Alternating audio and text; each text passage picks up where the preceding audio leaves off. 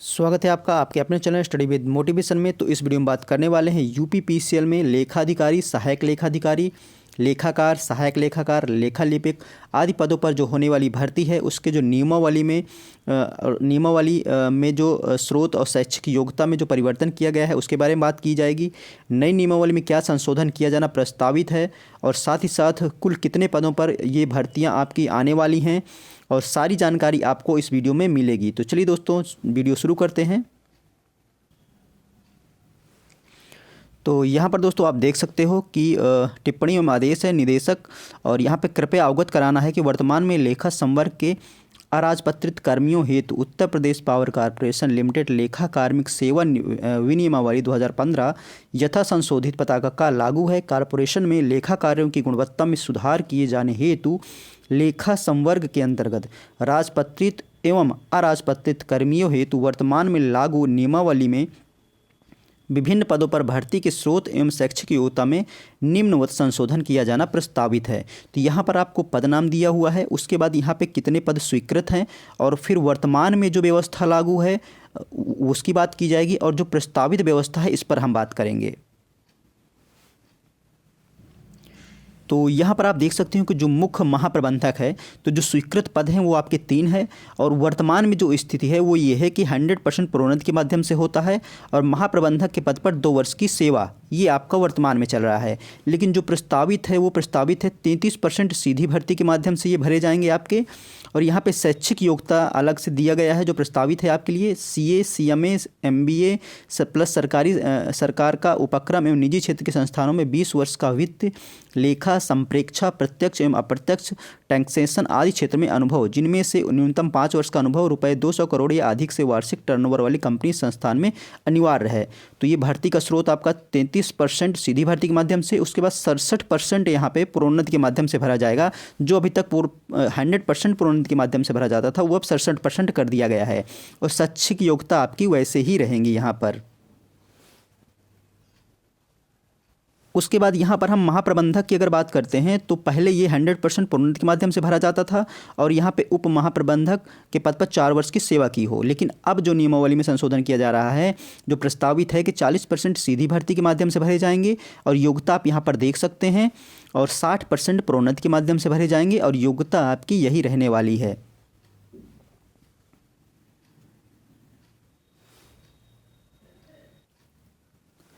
उसके बाद अगर हम उप महाप्रबंधक की बात करेंगे तो यहाँ पर आप देख सकते हैं प्रस्तावित जो पद हैं वो 16 हैं और उसके जो 16% प्रोन्नति 100% प्रोन्नति के माध्यम से भरे जाते थे।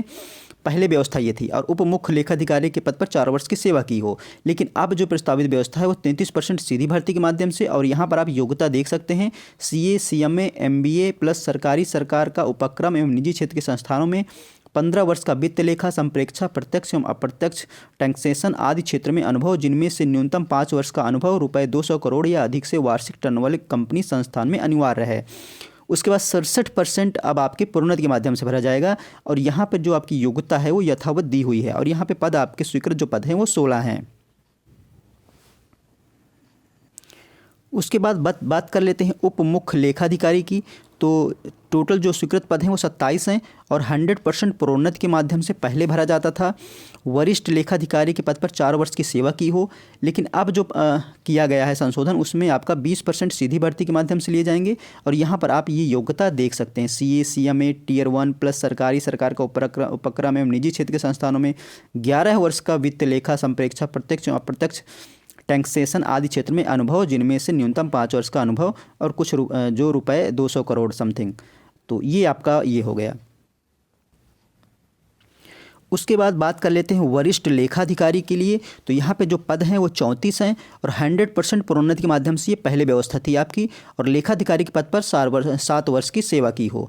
लेकिन अब यहाँ पे आप देख सकते हैं कि यहाँ पे 20% सीधी भर्ती के माध्यम से भरे जाएंगे और यहाँ पर आप योग्यता देख सकते हो कि CA, CMA, MBA finance regular Tier 1 plus सरकार का उपक्रम एवं निजी क्षेत्र के संस्थानों में 7 वर्ष का वित्त, लेखा, संप्रेक्षा, प्रत्यक्ष एवं अप्रत्यक्ष टैक्सेशन आदि क्षेत्र में अनुभव, जिनमें से न्यूनतम 5 वर्ष का अनुभव रुपये 200 करोड़ या अधिक के वार्षिक टर्नओवर वाली कंपनी संस्थान में अनिवार्य है और 80% प्रोन्नति के माध्यम से अब भरे जाएंगे और यहाँ पे जो आपकी शैक्षिक योग्यता है वो यथावत रहने वाली है। तो ये बात हो गई जो बड़े पद थे। अब यहाँ पे हम बात कर लेते हैं जो कुछ पद हैं जिन पे वैकेंसी आती है। आपको पता ही है कि यहाँ पे जो पद हैं लेखाधिकारी का पद, जो स्वीकृत पदों की संख्या वो आपकी 210 है। अब 210 पदों में जो आपके वर्तमान में जो स्थिति है वो बताऊंगा, फिर उसके बाद जो प्रस्तावित है आपका इस पे बात हम करेंगे। तो यहाँ पर हम बात कर लेते हैं कि 123 पद हैं स्वीकृत पद हैं। इसमें भर्ती का स्रोत पहले क्या था, जो 58.33% सीधी भर्ती के माध्यम से भरे जाते थे। और यहाँ पे आप देख शैक्षिक योग्यता सेवा अनुभव CA CMA थी। और यहाँ पे 17 जो पद हैं इनमें आपका 8.33% विभागीय भर्ती के माध्यम से भरे जाना था वर्तमान में, और 70 जो है स्वीकृत पद 33.34 प्रोन्नति के माध्यम से। और यहाँ पर आप योग्यता देख सकते हैं। लेकिन वर्तमान की अगर हम बात करें तो भर्ती के स्रोत की अगर हम बात करें तो भर्ती का स्रोत यथावत रहेगा आपका। यहाँ पर आप देख सकते हैं यथावत यथावत यथावत, मतलब आपका जो 58.33% सीधी भर्ती के माध्यम से ही भरे जाएंगे, और आपका जो 8.33% विभागीय भर्ती के माध्यम से भरे जाएंगे, और आपका 33.334% जो प्रोन्नति के माध्यम से भरे जाएंगे। तो ये आपकी यथावत ही रहेगा। उसके बाद यहाँ पे शैक्षिक योग्यता में परिवर्तन किया गया है। यहाँ पर आप देख सकते हो कि पहले CA CMA ही था, लेकिन अब यहाँ पे CA CMA MBA finance regular tier first full time ही कर दिया गया है। और यहाँ पर अगर हम शैक्षिक योग्यता की बात करेंगे तो यहाँ पर भी यही चीज़ है, CA CMA MBA finance regular और tier first tier second full time plus विभाग के कार्यरत कार्मिक, ये आपका शैक्षिक योग्यता यहाँ पर की गई है। उसके बाद बात कर लेते हैं सहायक लेखाधिकारी की। तो यहाँ पे जो स्वीकृत पद हैं 135 हैं, आप देख सकते हैं। और पहले जो होता था आपका वो वर्तमान में जो स्थिति है कि 100% प्रोन्नति के माध्यम से भरे जाते थे। और यहाँ पर लेखाकार एवं सहायक लेखाकार के पद पर 11 वर्ष की सेवा, जिनमें से न्यूनतम 2 वर्ष का लेखाकार के पद पर अनुभव आवश्यक है। ये शैक्षिक योग्यता थी।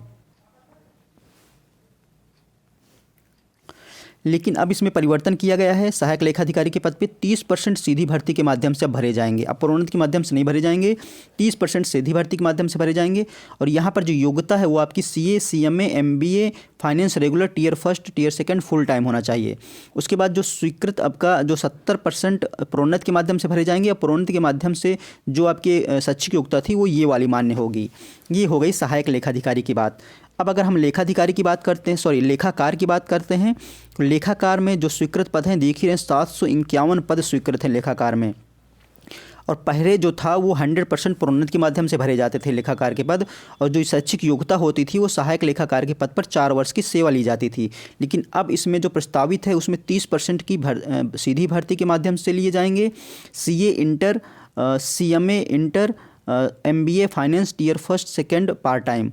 उसके बाद 70% प्रोन्नति के माध्यम से रहेंगे, और यहाँ पर जो शैक्षिक योग्यता है यथावत रहेगी। और यहाँ पर आप देख सकते हैं एक विशेष नोट है कि CA CMA की योग्यता रखने वाले लेखाकार बिना परीक्षा के सहायक लेखाधिकारी के पद पर प्रोन्नति हेतु अर्ह होंगे। मतलब CA जो CMA की योग्यता रखने वाले जो होंगे वो लेखाकार बिना परीक्षा के सहायक लेखाधिकारी बन जाएंगे। ये आपका हो गया।